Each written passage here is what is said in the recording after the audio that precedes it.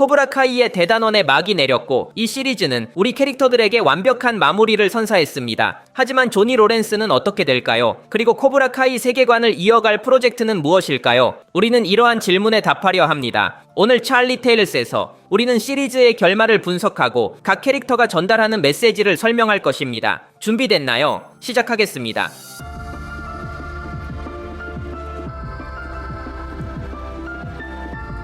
코브라 카이 3부는 권의 죽음 직후의 이야기입니다. 세카이 타이카이는 취소되었고 주인공들은 다시 일상으로 돌아갔습니다. 하지만 테리 실버는 자신의 악한 계획을 실행하기 위해 다시 대회를 부활시킵니다. 로비는 다시 한번 악셀과 맞서게 되고 거의 승리를 거둘 뻔하지만 악셀이 반칙을 저지르며 그의 무릎을 부숩니다. 이 상황에서 미야기도는 실버를 이길 희망을 완전히 잃게 됩니다. 다행히도 모두에게 마지막 기회가 찾아옵니다. 조니 로렌스가 크리스의 자리를 대신하여 코브라 카이의 센세이가 됩니다. 토리는 여자팀의 주장으로 남고 미겔 역시 코브라 카이로 돌아와 권이 남긴 자리를 이어받습니다. 이것이 3부의 요약입니다. 이제 최종 분석으로 넘어가겠습니다. 토리는 자라 말릭을 물리칩니다. 처음에는 아이언 드래곤스의 주장이 더 우세했습니다. 하지만 토리는 그녀의 약점을 발견했습니다. 자라는 매우 민첩하지만 동시에 체격이 작고 힘이 약합니다. 토리는 거리를 벌려 그녀의 모든 기술을 피하면서 직선적인 공격으로 그녀를 약하게 만들었습니다. 단 몇 번의 공격만으로 자라는 모든 이점을 잃었습니다. 토리는 전설적인 방식으로 승리했습니다. 미겔과 악셀의 싸움에는 좀 더 복잡한 분석 요소가 있습니다. 미겔은 이 싸움에서 자신의 싸우는 이유 때문에 큰 불안감을 느낍니다. 그는 로비의 복수를 원하지만 조니는 그에게 스스로를 위해 싸워야 한다고 말합니다. 복수는 위험한 것입니다. 조니는 이를 잘 알고 있습니다. 그는 과거 다니엘과 싸웠고 그 실수로 패배했습니다. 조니는 다니엘보다 훨씬 강했지만 분노 때문에 스스로 무너졌습니다.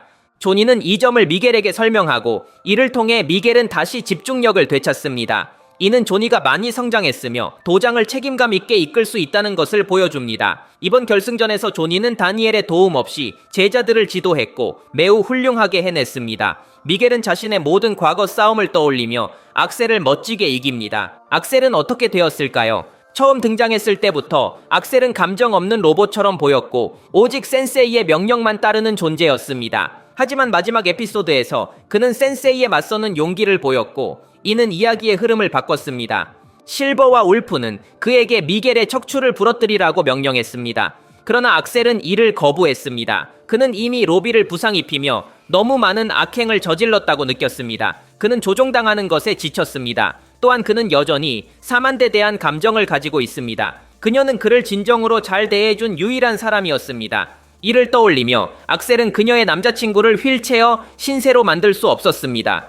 결국 악셀은 자신의 실수를 깨닫고 정정당당하게 싸웠습니다. 그는 졌지만 자신의 방식대로 싸웠습니다. 그 점이 그를 행복하게 만들었고 새로운 자신감을 얻어 센세이를 떠나기로 결심했습니다. 그는 더 이상 센세이를 위해 싸우지 않겠다고 선언했습니다. 이는 악셀이 마침내 자유를 얻었음을 의미합니다. 그는 어린 시절부터 울프 센세이에게 훈련받으며 조종당해 왔지만 주인공들 덕분에 독립적인 존재가 될 수 있었습니다. 이제 조니 로렌스에 대해 이야기해봅시다. 그는 센세이 울프와의 대결에서 큰 두려움을 느낍니다. 이 싸움은 명백히 베스트 키드 쌈을 떠올리게 합니다. 그 이야기에서 다니엘 라루소는 마이크 반스를 상대했지만 두려움에 사로잡혀 싸울 수 없었습니다. 그 결과 마이크 반스에게 굴욕적인 패배를 당했습니다. 그러나 미야기는 다니엘에게 두려움을 극복할 힘을 주었습니다.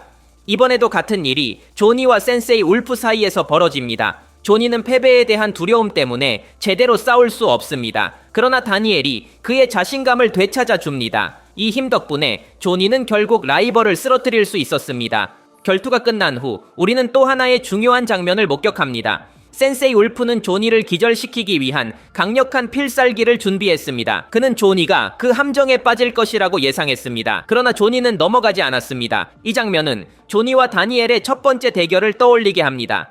다니엘이 학다리 차기를 사용했을 때 조니는 그 공격을 그대로 받아 패배했습니다. 하지만 다니엘의 가르침 덕분에 그는 분노를 다스리는 법을 깨달았습니다. 그래서 센세이 울프와의 싸움에서 그는 기다리기로 결정했고 함정을 피했습니다. 이 싸움에서 조니는 우리가 시리즈를 통해 그가 배운 것을 보여주었습니다. 그는 다시 코브라 카이가 되었습니다.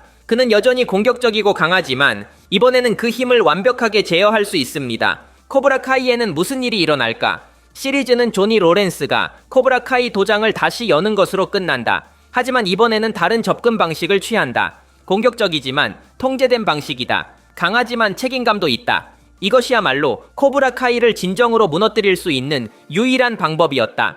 다니엘과 조니는 여러 번 가라테의 공격성을 제거하려 했지만 이 폭력성은 항상 존재할 것이다. 그렇기 때문에 최선의 해결책은 코브라 카이를 없애는 것이 아니라 이끄는 것이었다. 이제 조니는 이 공격적인 도장을 운영하지만 책임감을 갖고 지도한다. 또한 조니는 제자들에게 코브라 카이 스타일뿐만 아니라 다니엘에게서 미야기도의 수업도 받을 것이라고 말한다. 조니에게는 모든 사람이 두 가지 스타일을 마스터하는 것이 중요하다. 공격과 방어. 이것은 항상 시리즈의 메시지였다. 첫 시즌부터 우리에게 두 가지 스타일이 모두 중요하다는 것을 보여주었다.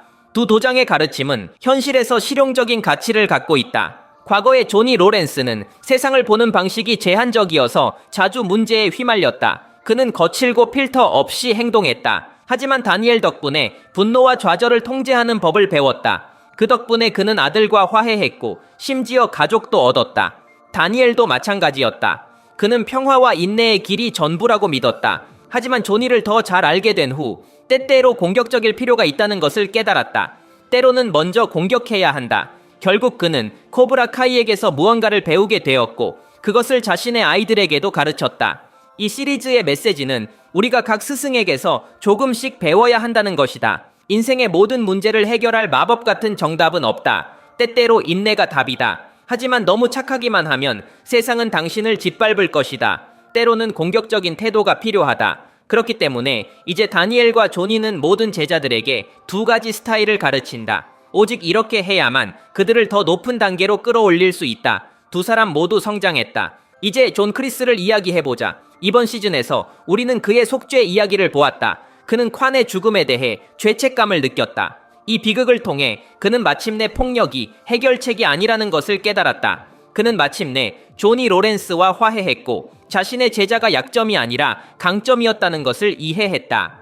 시즌2부터 제작진은 크리스가 완전히 악한 존재가 아니라는 힌트를 주었다. 그는 단순히 여러 비극을 겪으며 어둠에 빠졌을 뿐이었다. 깊이 들여다보면 그는 그렇게 나쁜 사람이 아니었다. 그렇기 때문에 초반 시즌에서 그는 여러 번 토리를 도와주기도 했다. 그는 자신의 마음속 어둠을 제거해야 했다. 결국 그는 그것을 해냈고 이 속죄는 너무도 진실했기에 그는 테리 실버를 막기 위해 자신의 생명까지 희생했다. 이 악당은 조니의 가족을 공격할 계획을 세우고 있었지만 크리스가 그를 막았다. 다시 한번 이 시리즈는 사람들이 영원히 나쁜 존재로 남아있지는 않는다는 것을 분명히 보여준다.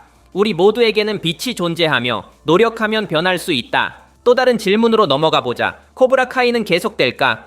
현재로서는 확정된 후속 시리즈가 없다. 하지만 우리는 카라테 키드 레전드 영화가 곧 개봉될 것이라는 사실을 알고 있다. 이 이야기는 코브라 카이의 결말 이후 3년 후를 배경으로 한다. 이 정보는 이미 오래전에 확정된 바 있다.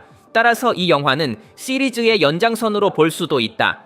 지금까지 그 영화의 출연진 중 유일하게 확인된 사람은 랄프 마치오뿐이다. 하지만 조니 로렌스나 다니엘의 자녀들이 깜짝 출연할 수도 있다는 소문이 많다. 영화 외에도 현재 논의 중인 스핀오프가 있다. 그것은 미야기의 프리퀄이다. 이 시리즈는 젊은 시절의 미야기의 이야기를 들려주는데 초점을 맞출 것이다. 하지만 이 프로젝트는 아직 넷플릭스에서 승인되지 않았다. 우리는 기다려야 한다. 마지막으로 결말 부분의 이상한 장면에 대해 이야기하고 싶다. 한 식당에서 몇몇 TV 프로듀서들이 자신들이 만들고 싶은 시리즈에 대해 이야기하는 장면이 나온다. 그들은 그것이 1985년 힐밸리를 배경으로 할 것이라고 말한다. 그들이 무엇을 이야기하는 걸까? 아마도 그들은 전설적인 영화 백 투 더 퓨처에 대한 시리즈를 만들고 싶어 하는 것 같다.